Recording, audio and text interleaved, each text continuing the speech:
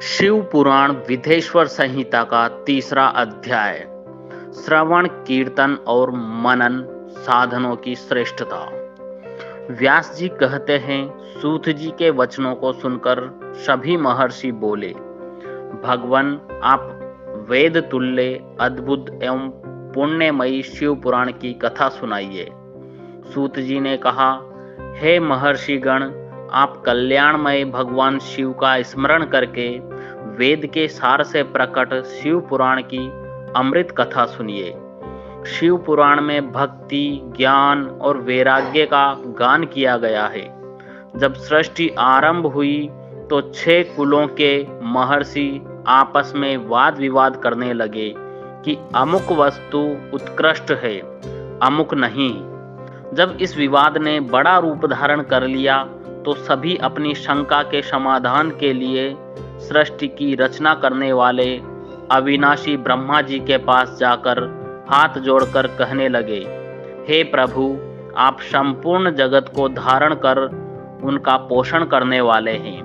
प्रभु, हम जानना चाहते हैं कि संपूर्ण तत्वों से परे परात्पर पुराण पुरुष कौन है।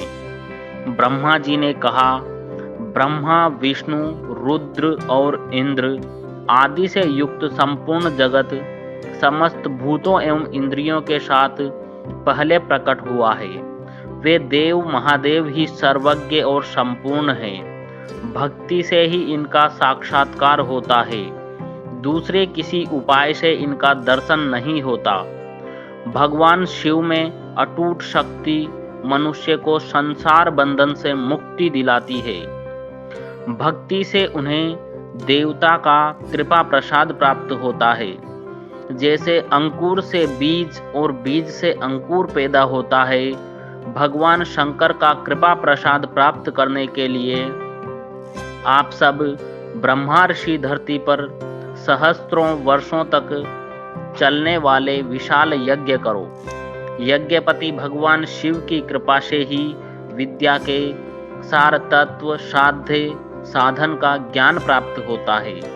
शिव पद की प्राप्ति साध्य और उनकी सेवा ही साधन है तथा जो मनुष्य बिना किसी फल की कामना किए उनकी भक्ति में डूबे रहते हैं, वही साधक है।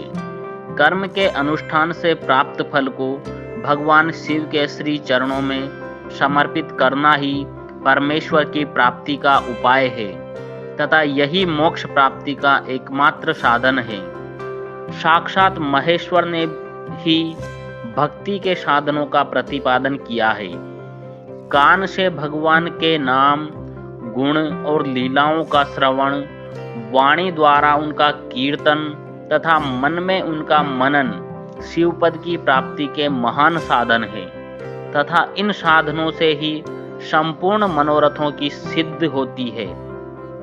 जिस वस्तु को हम प्रत्यक्ष अपनी आंखों के सामने देख सकते हैं, उसकी तरफ आकर्षण स्वाभाविक है, परंतु जिस वस्तु को प्रत्यक्ष रूप से देखा नहीं जा सकता, उसे केवल सुनकर और समझकर ही उसकी प्राप्ति के लिए प्रयत्न किया जाता है।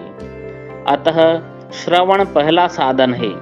श्रवण द्वारा ही गुरु मुख से तत्व को सुनकर श्रेष्ठ बुद्धि वाला विद्वान अन्य साधन, कीर्तन और मनन की शक्ति व सिद्धि प्राप्त करने का यत्न करता है। मनन के बाद इस साधन की साधना करते रहने से धीरे धीरे भगवान शिव का संयोग प्राप्त होता है और लौकिक आनंद की प्राप्ति होती है।